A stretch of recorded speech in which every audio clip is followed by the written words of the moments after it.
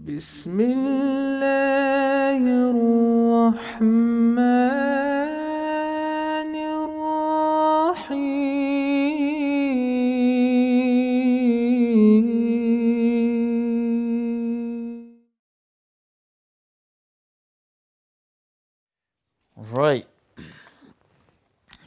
Right.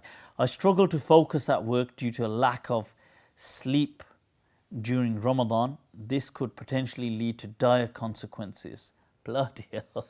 Dire consequences. I must. What is it? NB. Note B that I am a stuntman. Right. So this could potentially lead to dire consequences. Health and safety issues. What should I do? Well, here's to that. This is how not to respond during your fast. Well, you see, the thing is, once again, the hadith reads that, look, لَن يَشَادْ هَذَا الدِّينَ أَحَدٌ إِلَّا غَلَبًا. You do not, if you're going to be, you cannot be so strict with this deen except it will break you. Okay, it will not work. And I've mentioned in some of the other questioning of the story of Abu Israel, who said, look, I'm just going to sit there. I'm not going to sit, I'm just going to stand, and I'm going to fast, take a vow of silence, and I'm going to do this, and I'm going to do that. And the Prophet ﷺ said, what's all of this? He said, tell this person to, that's not deen. And I think a relevant example here is that there's a hadith really, and it's a Sahih hadith in Bukhari and Muslim, where the Prophet ﷺ enters a room and Aisha is there, and there's another woman there, and the Prophet ﷺ asks, as they're talking, they end up speaking about this lady who's there, and Aisha says, "Oh, do you know about her? It's well known about her that she, in a praising way. What's amazing is she prays during the entire night and doesn't sleep."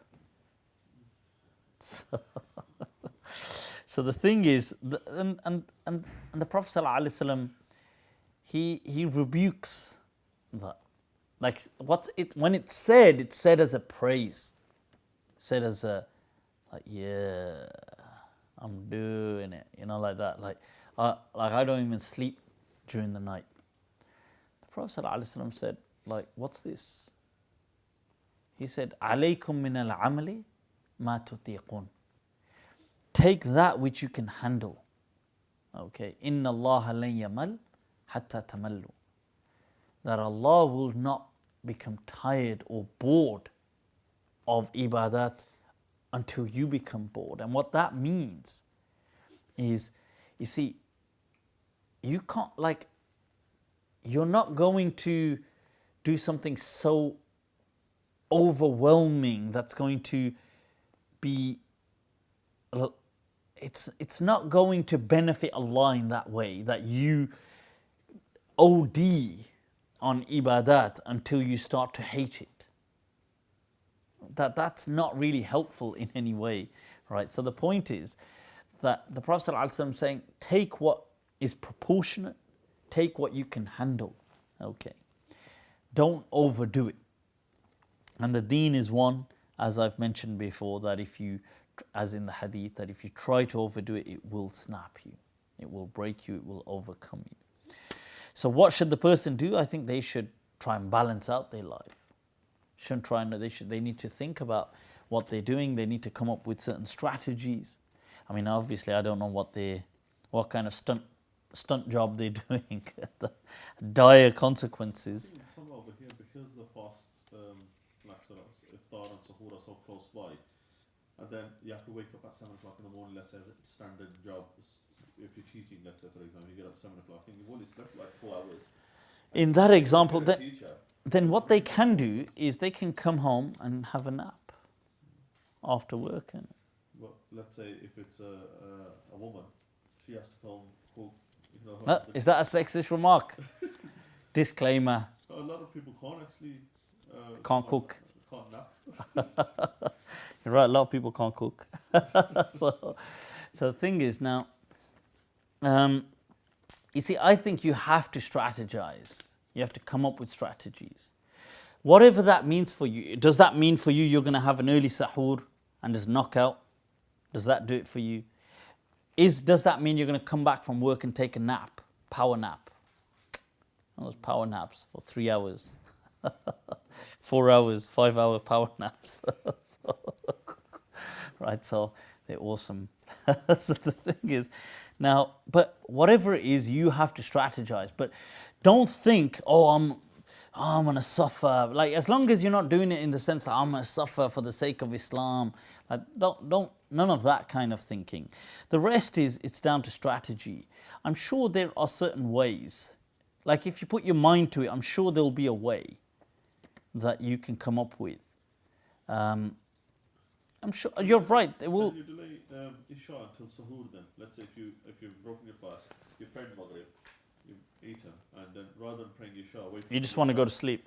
Go to sleep, and then wake up for Sahur anyway, and it's still Isha time, isn't it? So you could pray Isha, maybe that could be a strategy. I mean, it's not like anybody's going to notice.